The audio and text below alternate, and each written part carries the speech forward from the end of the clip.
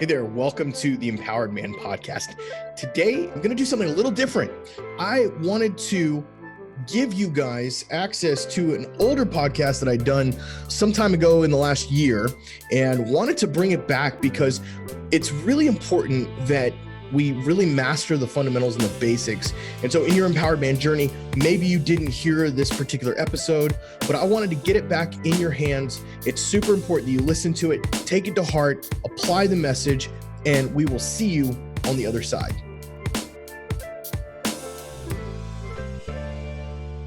All right. We are going live, and we're talking about all things mistakes. I actually want to talk about mistakes that some of you are making in the group, as well as some of the clients that I've got. I'm headed to Seattle for a couple days, going to go find myself in a cottage in the woods by myself, really just be thinking about where Empowered Man is and where I want it to go. We're just super blessed, like the fact is that we get to serve some of the greatest guys around, and I'm happy about that. I'm happy about the clients we serve and the level of clients we serve, and at the level that we do it at, we're continuously getting better. We just brought on a new coach that's helping me in the system.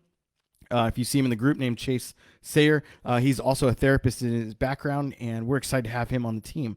So lots of new things happening, lots of great stuff moving and shaking and all of that. So just wanted to give you guys a heads up on that before I talked about today's training. So there's a lot of you that are new in the group. We've grown from around 500 people to 1,300 people in a matter of 2 months. And so we've had a lot of new people come in. And sometimes when you're new to a group, you kind of look for the social norms, right? You kind of sit back and you look and go, okay, who's posting, who's saying stuff, and does this resonate with me? And I want to be very clear about some things. That is that as the group owner, as the CEO of Empowered Man, that I have expectations for this group. That this group wouldn't just be, some sort of group that exists in a vacuum, if you will, right? That doesn't just kind of look at life and go, okay, well, my life is fucked up and my wife is fucked up and she's cheating on me and all these things. And you get so overly focused on what she's doing and you're not looking at what you're doing. Okay, so if you notice, I like to actually, basically say to guys, hey, look, if you would pay attention to yourself, if you would pay attention to what is going on in your life, things will change. Okay, now some of you come in with the idea that I'm coming into this group because I want to learn how to save my marriage. I want to learn how to say the right thing, to do the right thing, and I'm hoping that with just that one silver bullet, everything will change. My wife will love me again. We'll be singing, fa la la again, and whatever. Fuck, I don't know. I just made that up. We'll be doing all these things, and life will be great. But guys, that's not reality. It's not reality. The reality is that whether your wife has left you for another person, or whether your wife has said, you know what, I don't want to be married to you anymore, whatever the realities of your situation, that is the reality, that she is no longer your wife at this moment. And you are making decisions that whether you want to still stay married to her or not, that are potentially pushing her away, okay? And not only are you pushing her away, but you are wasting the fucking pain. You hear me say this all the time. Stop wasting the fucking pain, right? What you're going through has driven you to taking an action. Some of you are in this group. You're in a group for the first time because you're driven to take action. Some of you normally you're used to just like watching NASCAR and drinking beer, or others of you just like all you care about is playing golf all the time, or others of you all you care about is traveling and making money for your business. And all of a sudden, all of you converge upon this one place with the hope that somebody somewhere has some fucking answers, because I don't know what the hell is happening. So if that's you, then I want you to pay attention to this training today. I am going to be talking about the top five mistakes that you are making right now if you are facing this type of situation. Now, I will throw this caveat out here. I am not an attorney. I am not a financial planner or a guru or anything like that. I do not have legal ability to tell you how to do things that are legal. I don't have the ability to therapize you. I'm not a therapist. I'm a coach, a mentor, a man who's lived through 17 years of hell and got his freedom. Okay, so what I'm about to share with you are the 5 mistakes that I'm seeing most guys, if not a lot of guys, if not every guy, make, whether it's before they come work with us in our VIP program or sometimes during the VIP program. I'm on a lot of coaching calls. Right now we have around 30 clients, and we're constantly moving pieces and in and out of different lives and different situations that are happening, and I hear all the shit.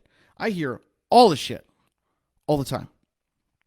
So number 1 mistake that I see or hear in the group and as well as clients sometimes is moving out of your house or bedroom. Ugh. This is a tough one. And that's because a lot of times what happens is when a wife is not happy, she says, I can't do this anymore. And she says, I got to get out. She's like, I don't want to be in this marriage anymore, so you got to leave. I'm going to take care of the kids, and you get your ass out. And I don't know if it's like the maternal instinct in her or what, but she basically makes it sound like you don't have a choice. You better get the fuck out. And a lot of you are like, you're just so thrown off, and you're like, okay, I'll leave. I don't know where I'll go, but I'll go somewhere. And it's like, dude, why? Why the fuck are you leaving? Like, I can't tell you how many times I'm on the phone with someone and they're like, well, Mark, I just left. Why? Because she said she didn't want to be married to me anymore.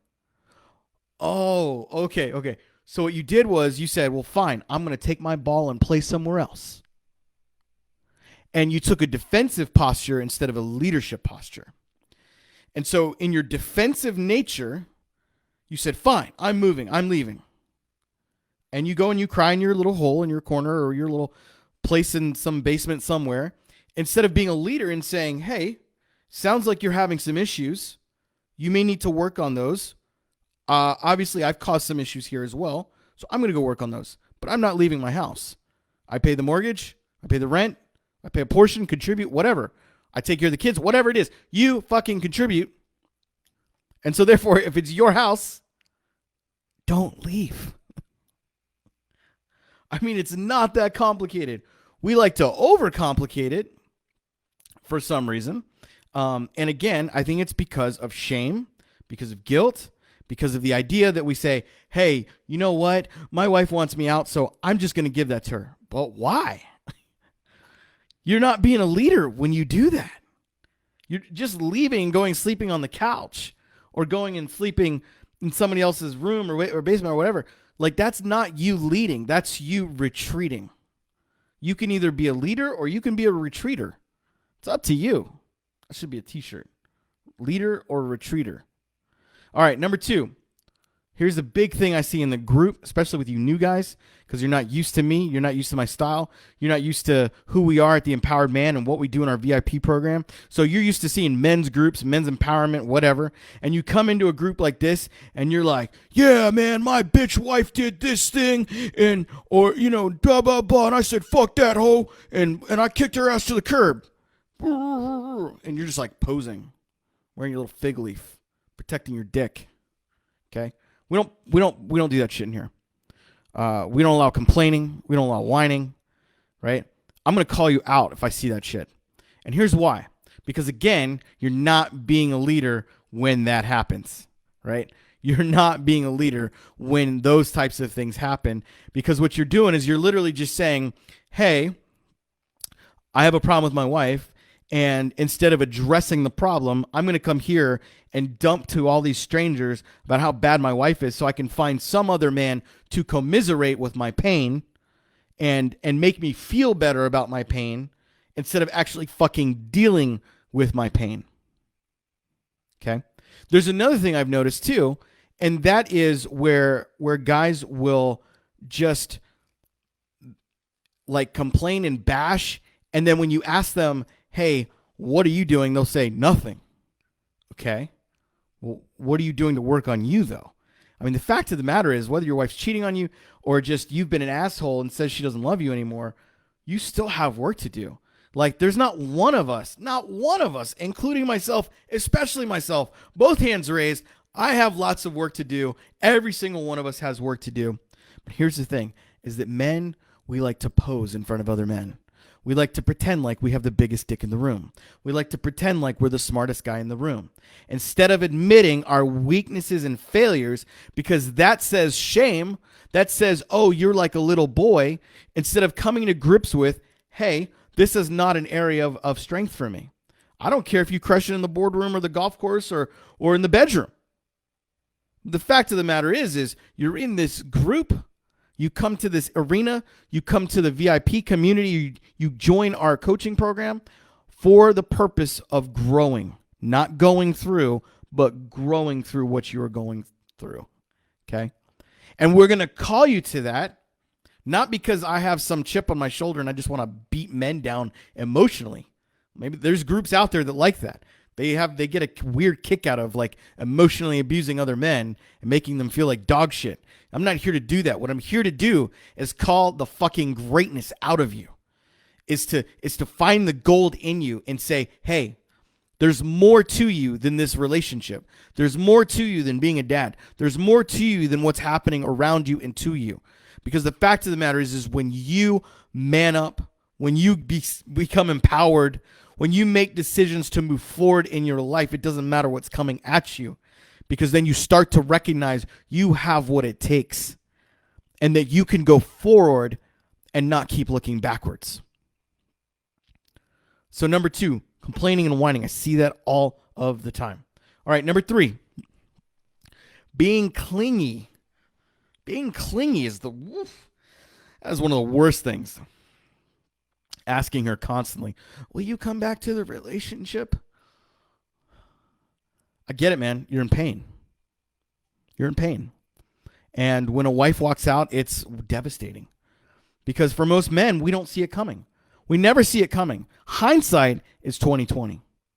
When we look back in hindsight, when I have my clients go through certain exercises in our program and they start to see the impact of their actions and their words on their wives, it blows their mind, because they start to see, oh my gosh, yeah, you know what? She fucked up, but so did I.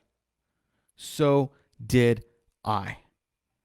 And the only way you're going to come to grips with that is if you stop being so damn clingy and you start to focus on you. We're going to talk about that more in a second. So stop being clingy. Stop trying to treat her like your wife right now. She is not your wife right now. If she has said, I'm done with this marriage, if she has said, I want out of this marriage, if she is having an affair, she is dead. She's dead.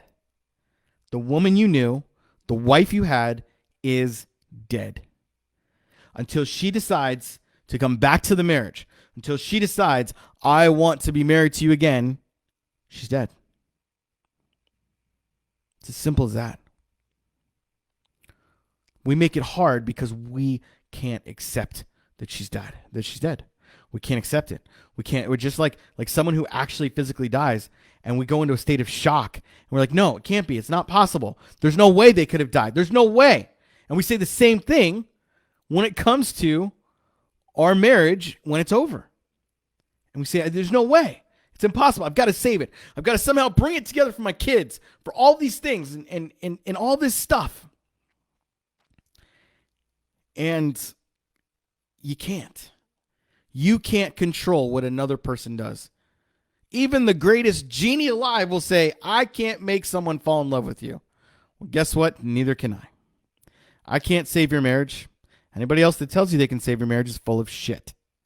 Full of shit. And I've seen their arguments as to why. I don't care. I've seen your case studies. I've also saved marriages, quote unquote. But I'm never saving marriages. It's the woman and the man deciding, hey, you know what? We're going to be strong together. Let's work this out. That's how a marriage gets saved. It's when both people look at the weaknesses in their life and they begin to say, you know what? What we have done and how we have lived is not acceptable. And so therefore we must work on ourselves so that we can have a healthy marriage. That is how you save a marriage. It's not by me going, okay, Here's what I want you to do. You're going to say this thing, and then you're going to go over here, and then you're going to buy her these roses, and then you're going to go get her this ring, and then you're going to do this, and then you're going to take that list of all the things that she told you that you did wrong in the marriage, and you go fix every single one of those things, and you're going to drive yourself fucking insane, because you're trying so hard to bring her back. It's like you've got this vice grip, you're white knuckling like an addict trying not to do drugs again. That's you white knuckling trying to save your marriage. And man, I'm telling you, if you stop focusing on saving the marriage, you actually have a chance to save the marriage. And that is because women don't leave men because he was kind of a jerk. They leave men because there's a lack of emotional and sometimes physical connection. And until you learn how to emotionally connect with another human being, which means being vulnerable, which means not lying. There's a lot of fucking liars that I get on calls with. There's a lot of liars in this group, posting stuff and saying shit that isn't true.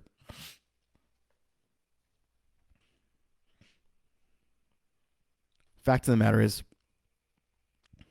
we all want heaven. We all want perfection. We all want life to go back to the way it was.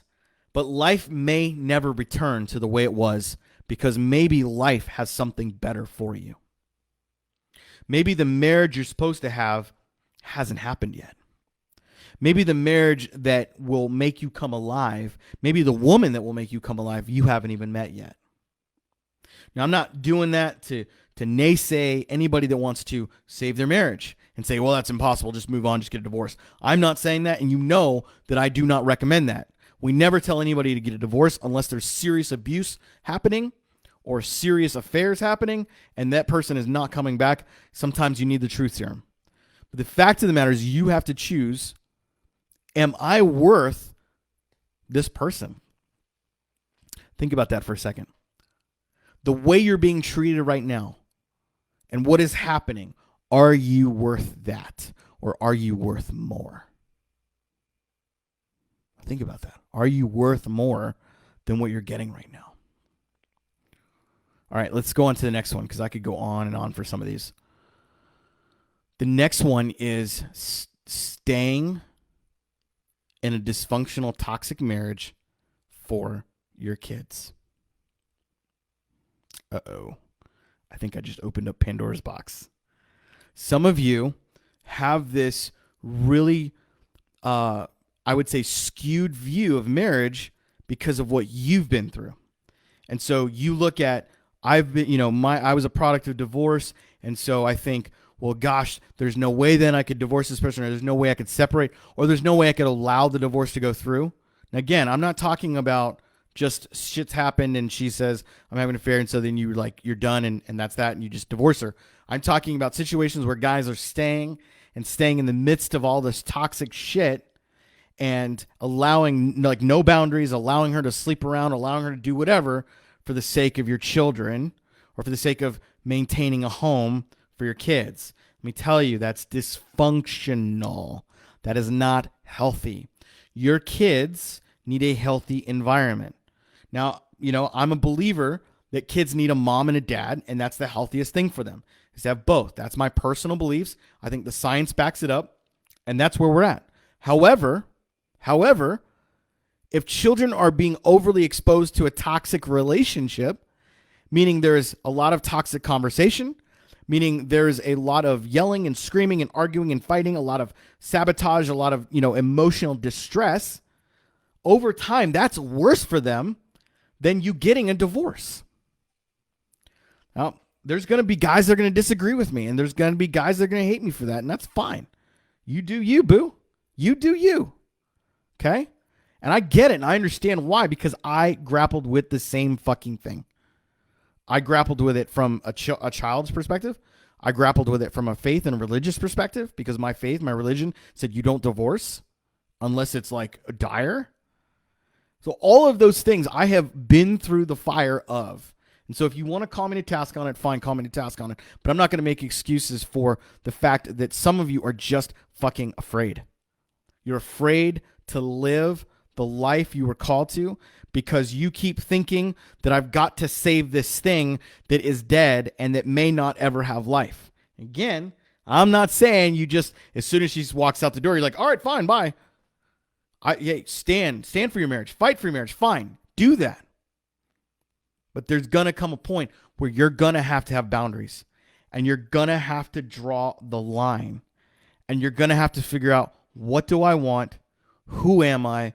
Where the fuck am I going? And that leads me to the final mistake that I see guys making all of the time, including in my group sometimes, or in my client training sometimes I see this, but most of it's here, right here in this regular Empowered Man basic 101 group where we train guys, we help you for free. We want to give you as much content as possible. We want to make you feel empowered as possible. But the fact of the matter is, the fifth thing that I see all the time is that you are not focusing on you. That you come into this group and you're like, my wife did this and this happened and all this and all this and this and that and this. And what happens is you're basically just a big victim. There's this thing called the drama triangle, and you have a persecutor and you have a rescuer and a victim. And everybody comes into a relationship from those different perspectives when they're unhealthy and unchecked.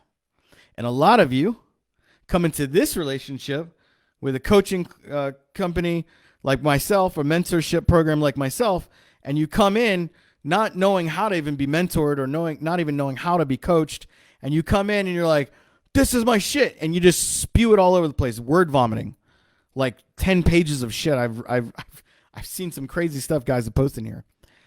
And it's all about her, man. It's like, and she said this, and she did this. One of the guys yesterday I was talking to quoted me. He said, she.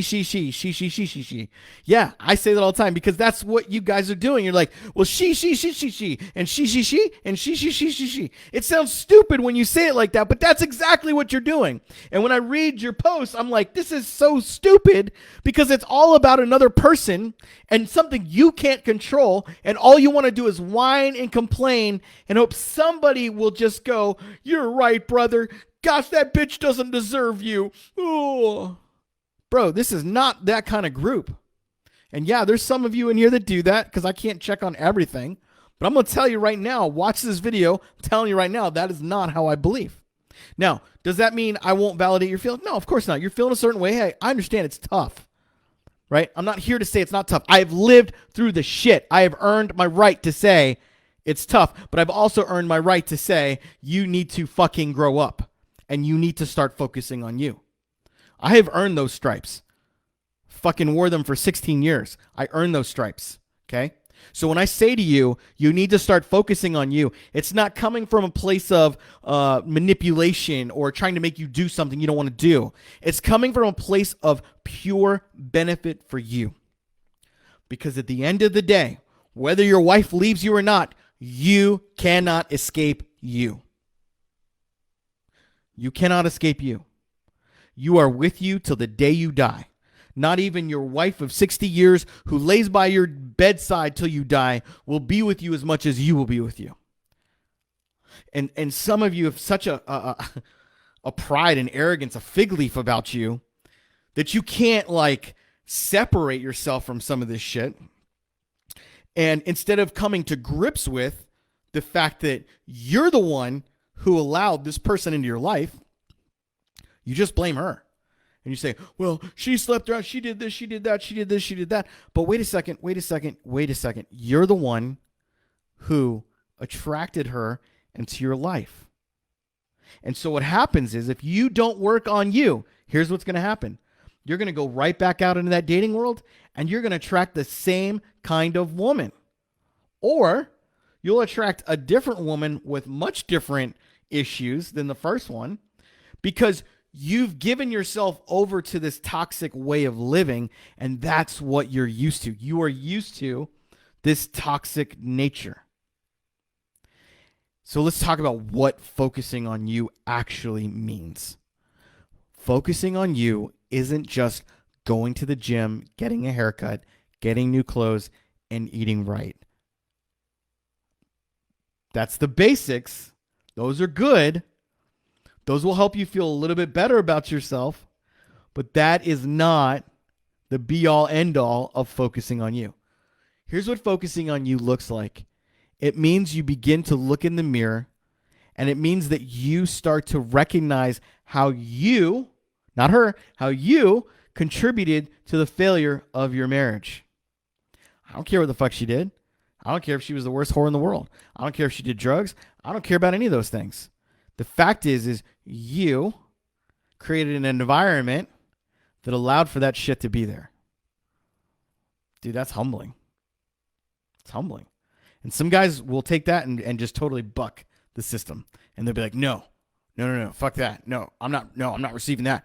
I've had guys turn on me on calls, just absolutely turn on me because they're so mad at what she did. They're so hurt by her. Dude, I get it. I get the hurt. I've been hurt. I've worn those stripes. But as a man who's come through on the other side, I'm telling you, you have got to focus on you. You've got to focus on your self-care. So working out, eating right, those are good. That's self-care. That's basic self-care. But you know what else is self-care? A hobby. Starting a hobby. Doing things for yourself. Some of you might need to actually buy yourself some new shoes. You know what else is self-care? Going out and making money. Going out and actually like starting a side hustle. Creating wealth for your family. Getting yourself out of poverty. Those are things you need to work on. Some of you are just fucking lazy. Or you go, well, I'll work 70 hours at this blah, blah, blah, and I make $12 an hour. Dude, that's great. I'm glad you're putting in work, but you're putting in the wrong work. And you don't recognize that because your mindset is so shallow because you only live on what you were taught and you don't actually know how to grow your mindset. So here's what else working on you is. Reading books, learning, videos, right? You're in this program or you're in the free group here to do that, okay? And that's the basics. You have a problem. You found this group. You saw my video and you're like, oh my gosh, this is great. So you're in here. You're watching videos. You're seeing my posts. You're seeing the trainings. You're watching what other guys are doing. Maybe you're interacting or maybe you're just like a fly on the wall. There's like 1,300 of you and not everyone talks, okay?